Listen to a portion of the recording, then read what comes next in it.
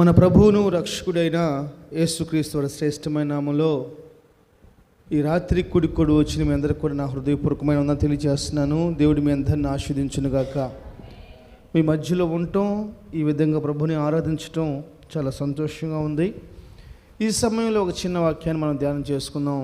Bible తెరవండి. పేతురు రాసిన మొదటి పత్రిక 2వ అధ్యాయము 1-2 వచనాలు మనం చదువుకుందాం. ప్రభు దయాళుడని మీరు రుచి చూచి ఉన్న ఎడల సమస్తమైన దుష్టత్వమును, సమస్తమైన కపటమును, వేషధారణను, అసూయను, సమస్త దోషణ మాటలను మాని కొత్తగా జన్మించిన శిశువులను పోలిన వారమై నిర్మలమైన వాక్యమును పాల వలన రక్షణ విషయంలో ఎదుగు నిమిత్తము ఆ పాలను అపేక్షింతుము. హల్లెలూయా. పరలోకపు మాటలు తన కృపతో దేవుడు నా నోటికి అందించునుగాక. ఆమేన్. దేవుని బిడ్డరా, పోయిన శనివారం ఏం వాక్యం ధ్యానం చేసాం చెప్పండి. God bless you. దేవుని దీవించునుగాక. ఈరోజు నేను మందిరంలోకి వచ్చినాక ప్రభు నాకు ఈ మాట జ్ఞాపం చేస్తున్నాడు. అందుకనే మీతో 5 నిమిషాలు లేదా ఒక 10 నిమిషాలు ఒక మాట చెప్పేసేసి నేను మిమ్మల్ని ప్రార్థన చేసి పంపిస్తాను. ఒక వ్యక్తి కొత్తగా జన్మించాలంట. ఎవరైతే కొత్తగా జన్మిస్తారో, వాస్తవానికి చూడండి, ప్రతి ఒక్కళ్ళు కూడా దేన్ని ఇష్టపడతారంటే కొత్తదాన్ని ఇష్టపడతారు. ఎవరైనా కానీ, ఇప్పుడు నేను ట్రైన్లో వస్తూ ఉన్నప్పుడు నా ఎదురు ఒక బిడ్డ కూర్చోన్నాడు, చిన్నపిల్లోడు, ఒక 4-5 సంవత్సరాల వయసు ఉంటుందేమో. వాళ్ళ నాన్న చెన్నై నుంచి వస్తా వాడి కోసం ఒక చిన్న క్యారమ్ బోర్డు కొనిచ్చాడు. వాళ్ళు చీరలు దిగాలి కావాలి. దగ్గర వాడు దిగే సమయానికి ముందుగానే పైన క్యారమ్ బోర్డు ఆ చిన్న బిడ్డకి చేతికిచ్చేలేకే దగ్గర అరగంట నుంచి దగ్గర ఒంగులు దాటింది బండి. అరగంట నుంచి దాన్ని అలా పట్టుకో ఉన్నాడు. ఇక నాకు ఇసుగు పుట్టి చూసి అది తీసుకొని పక్క కానిచ్చా, గోడకి ఆ సీట్ కానిచ్చాను అనమాట. ఫ్రీగానే ఉంది బండి ఆ సీటు. అంటే కొత్తగా ఉంది, ఎక్కడైనా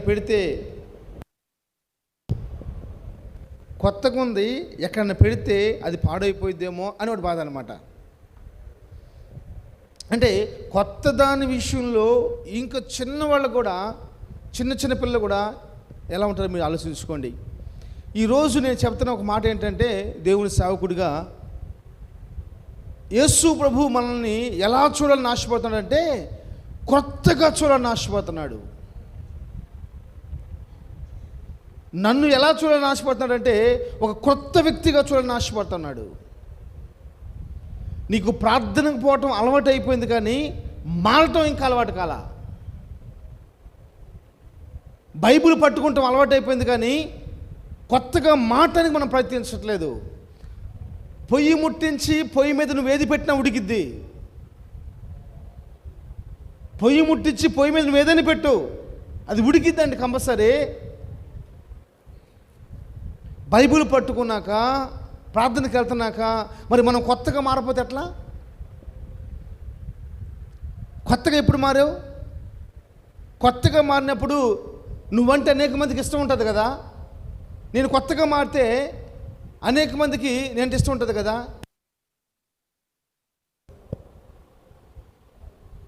హల్లెలూయా.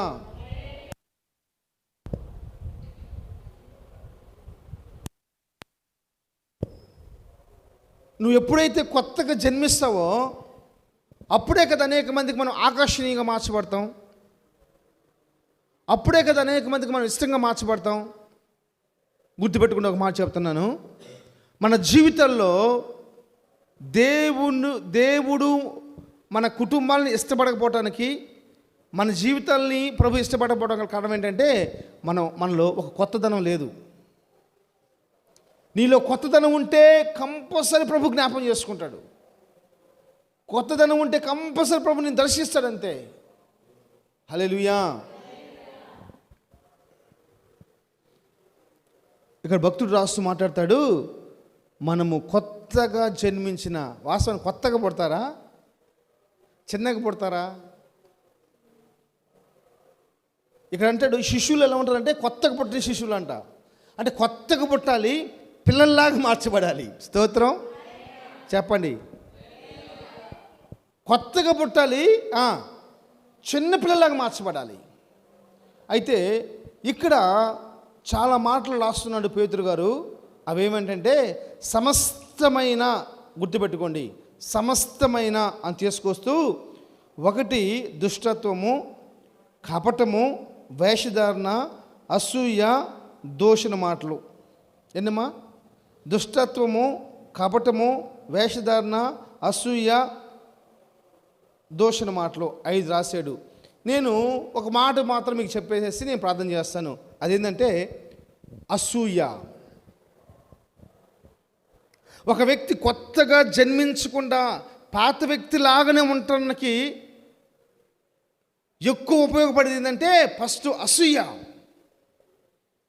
అసూయ మన హృదయంలో ఎప్పుడైతే అసూయ ఉంటుందో కొత్తది ఉండదు మన ఇంట్లో.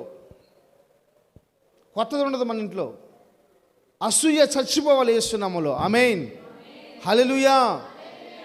అసూయ చచ్చిపోవాలి. అసూయ ఉండకూడదు మన జీవితాల్లో.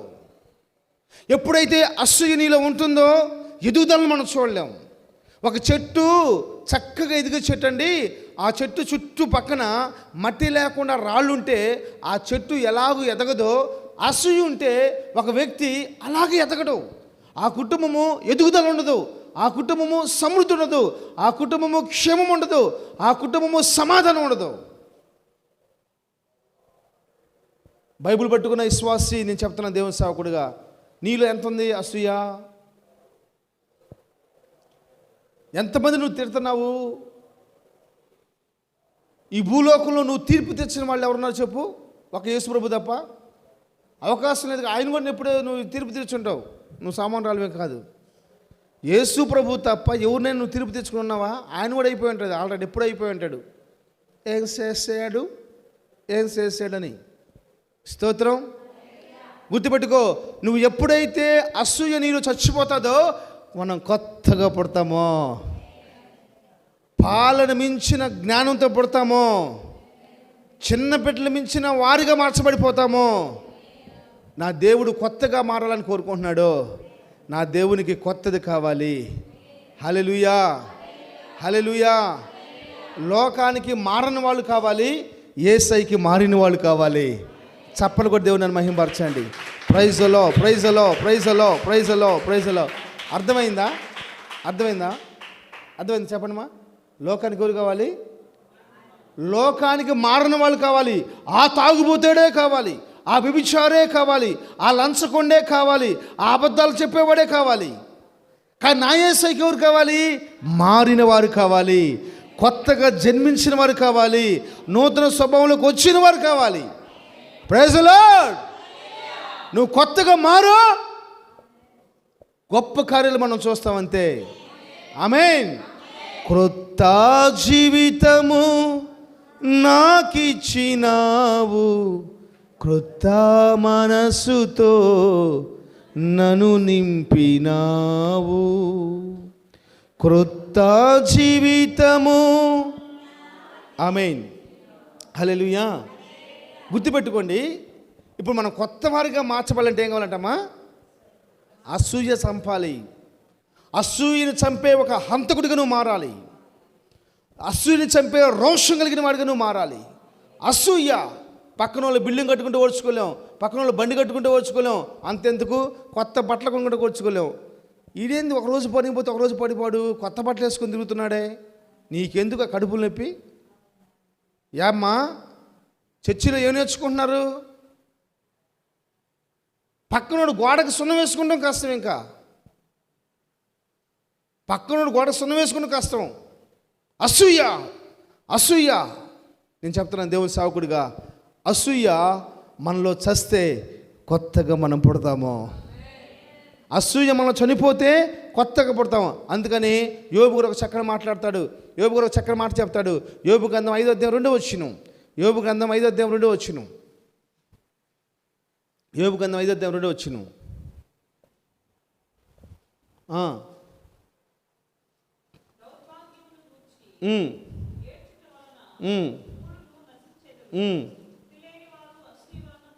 ఎవడంటామాడు? నాకు చాలా భయం ఈ మాట అంటే. నేను ఎప్పుడు ఎక్కువ ఈ అసూయ అనే మాట వచ్చినప్పుడు నేను దాన్ని చదువుకుంటాను. ఫస్ట్ నేను రక్షించబడ్డ కొత్తల్లో నేను అండర్లైన్ చేసుకున్న మాట అదే. బుద్ధి లేనివాడు అసూయ వల్ల చచ్చిపోతాడు. నా దేవుడు కొత్తగా పుట్టాలని కోరుకునంటే అసూయ వల్ల ఏం చేస్తుందంట? చంపేస్తుంది. దయచేసి సేవకుడు చెప్తున్నాను, ఒకళ్ళ గురించి మనకు అనవసరం. మనం చంపడం కోసం కాదు, మనం బతకడం కోసం దేవుడు మనల్ని ఎన్నుకున్నాడు. ఆమేన్. నువ్వు చనిపోవడం కోసం కాదు బాబు, మనం బతకడం కోసం దేవుడు ఎన్నుకున్నాడు.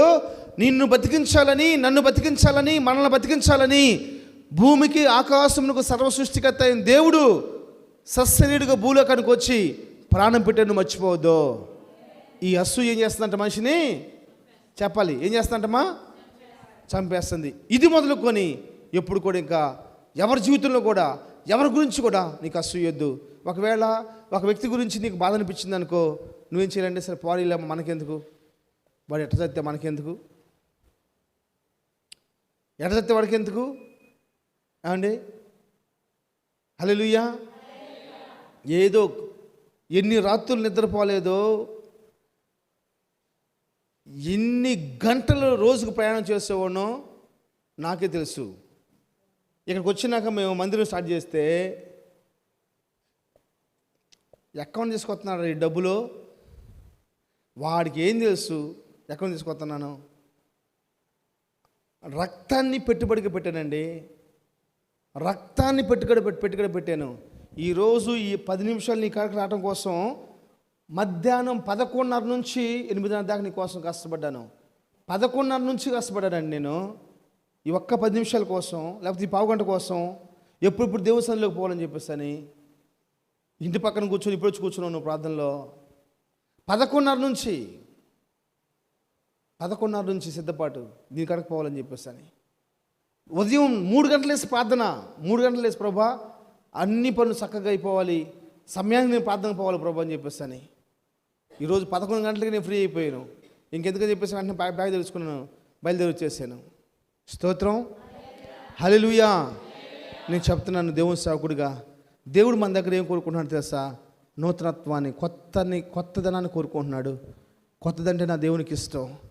ఆ కొత్తది కావాలంటే అసూయను చంపేసేయాలి. అసూయ ఎప్పుడైతే చచ్చిపోతుందో అప్పుడు మన కుటుంబాలు పచ్చని మొక్కల్లాగా నిగనిగలాడుతూ ఉంటాయి. హల్లెలూయా, హల్లెలూయా. యోబు రాస్తూ మాట్లాడుతున్నాడు, బుద్ధిహీనులు అసూయ చేత చచ్చిపోతారు అని చెప్పేసి అని. హల్లెలూయా. యోబు ఆదికాండం 30 మొదటి వచనం కూడా చదువుమా. రాహేలు తాను యాకోబునకు పిల్లలను కనకపోవటం చూసి తన అక్క యందు ఏం చేసిందంటమ్మా? ఎవరెందు అక్కందు అసూయపడుతుందమ్మా. ఎంత దరిద్రం అసలు ఇది. రాహేలు గురించి బైబిల్ గొప్పగా చెప్పిందండి. ఇశ్రాయేలుకి రాహేలు చాలా ఇంపార్టెంట్. ఎందుకు తెలుసా? చెప్పాలి ఎందుకు? యోసేపుని కన్న కాబట్టి. రాహేలుని బట్టి కాదు, ఆమె కడుపులోంచి వచ్చిన యోసేపుని బట్టి, ఆమె కడుపులోంచి వచ్చిన బెన్యామీని బట్టి. బెన్యామీను మొట్టమొదటి రాజు ఇశ్రాయేలుకి. హల్లెలూయా. అసలు నిద్రే మాకు రావట్లా. ఇక్కడికి వచ్చేకి నిద్ర వస్తుంది, అర్థం కావట్లేదు విషయం ఏంటో. నిద్రని పుట్టిస్తున్నారు మీరు, ఆత్మను పుట్టిస్తున్నారు, అర్థం కావట్లా. ఇది నిద్ర ఫ్యాక్టరీయా? ఇది నిద్ర ఫ్యాక్టరీలాగా మీరు తయారు చేస్తున్నారు. హల్లెలూయా. బైబిల్ చెబుతుంది రాహేలు తన అక్క పైన అసూయ కలిగిందంట. అక్క పైన, తమ్ముడి పైన, అన్నదమ్ముడి పైన, బామర్ది పైన, బావ పైన, మామ మీద, అత్త మీద అసూయ. బో ఏసయ్యా, అక్క మీద అసూయ అంటమ్మా. తన పిల్లలు కనలేదు, అక్క ఏమో పిల్లలు కంది. తన పిల్లలు కనలేదు, అక్కేమో నేను ఒక వ్యక్తికి ఒక మాట చెప్పాను. ఏం తెలుసా, మనుషులకు కనపడే భక్తి నువ్వు చేస్తే నువ్వు ఎవరికి కనపడవు. దేవుడు కనపడే భక్తి కనుక నువ్వు చేస్తే ప్రపంచానికి నేను చూపిస్తాడు. Praise the Lord. నేను ఒకరితో మాట్లాడుతూ చెప్పాను, మీరు దేవుడికి కనపడే భక్తి చేస్తున్నారు, ఫలానా పర్సను మనుషులు కనపడే భక్తి చేస్తున్నాడు. అందుకనేనండి మీ బిడ్డలు మొత్తం బయట దేశాల్లో ఉండిపోయారు. 10-15 సంవత్సరాల క్రితం తినటానికి కష్టపడిన కుటుంబాలు దేశాల్లో తిరుగుతున్నాయండి. 20G అంటారనమాట. 20 దేశాలు ప్రాముఖ్యమైన దేశాలు ఉన్నాయి. 256 దేశాల్లో 20 దేశాలు ప్రాముఖ్యమైన దేశాలు ఉన్నాయి. ఆ ప్రాముఖ్యమైన దేశాల్లో అమెరికా, కెనడా ఇలాంటి కొన్ని దేశాలు ఉన్నాయి. ఆ ఇంపార్టెంట్ దేశాల్లో వాడు బిడ్డలు ఉన్నారండి.